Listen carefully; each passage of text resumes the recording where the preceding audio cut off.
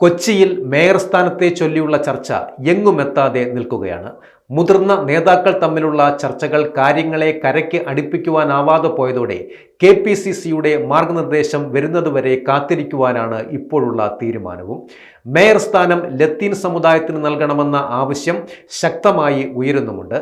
അതിൽ തന്നെ കൊച്ചി രൂപതയിലെയോ വരാപ്പുഴ അതിരൂപതയിലെയോ നിന്നായിരിക്കണമെന്ന ചർച്ചയും മുറുകിയിട്ടുമുണ്ട്.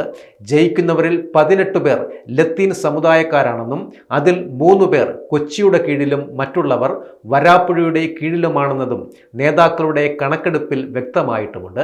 ഇതിൻ്റെ അടിസ്ഥാനത്തിൽ മേയർ വരാപ്പുഴയിൽ നിന്ന് വേണമെന്ന വാദവും അതിശക്തവുമാണ്. എന്നാൽ വരുന്ന നിയമസഭാ തെരഞ്ഞെടുപ്പിൽ കൊച്ചി പിടിക്കുവാനുള്ള തന്ത്രമായി മേയർ സ്ഥാനത്തെ ഉപയോഗിക്കണമെന്ന അഭിപ്രായവും നിലനിൽക്കുന്നുമുണ്ട്. സമുദായ പരിഗണനകൾ ഇല്ലാതെ പാർട്ടിയിലെ സീനിയോറിറ്റി അടിസ്ഥാനമാക്കി സ്ഥാനമാനങ്ങൾ നൽകണമെന്ന നിലപാടും പാർട്ടിക്കുള്ളിൽ ശക്തവുമാണ്. നേതാക്കൾക്ക് തീരുമാനമെടുക്കുവാൻ സാധിക്കാത്ത പക്ഷം പാർലമെന്ററി പാർട്ടി വിളിച്ച് അംഗങ്ങളുടെ അഭിപ്രായമറിഞ്ഞ് ജനാധിപത്യ രീതിയിൽ മേയറെ തിരഞ്ഞെടുക്കുവാനുള്ള ആവശ്യം കൗൺസിലർമാരിൽ നിന്നും ഉയരുന്നുമുണ്ട്. മേയറുടെ കാര്യത്തിൽ തീരുമാനത്തിൽ എത്തിയാലേ ഡെപ്യൂട്ടി മേയർ സ്ഥാനത്തെക്കുറിച്ചുള്ള ചർച്ച മുന്നോട്ടു പോകുവാൻ സാധിക്കുകയുമുള്ളൂ.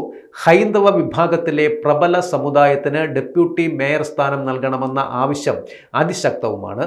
നേതൃനിലപാട് ഇതിനോട് ഏകോപിതവുമാണ്. സ്റ്റാൻഡിംഗ് കമ്മിറ്റി ചെയർമാൻ സ്ഥാനത്തേക്കും തീരുമാനം എടുക്കേണ്ടതുണ്ട്.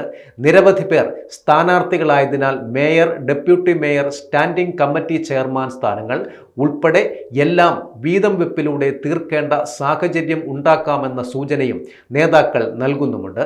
ഡിസംബർ 21-നാണ് അംഗങ്ങളുടെ സത്യപ്രതിജ്ഞ.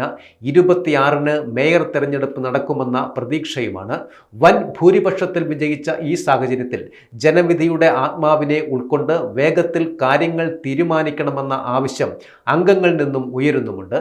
നേതാക്കൾ സ്വന്തം താൽപ്പര്യങ്ങൾക്ക് വേണ്ടി തടസ്സവാദങ്ങൾ ഉന്നയിച്ചാൽ പാർട്ടി നേതൃത്വത്തെ സമീപിക്കാനുള്ള നീക്കവും ചിലർ ആലോചിക്കുന്നുമുണ്ട്.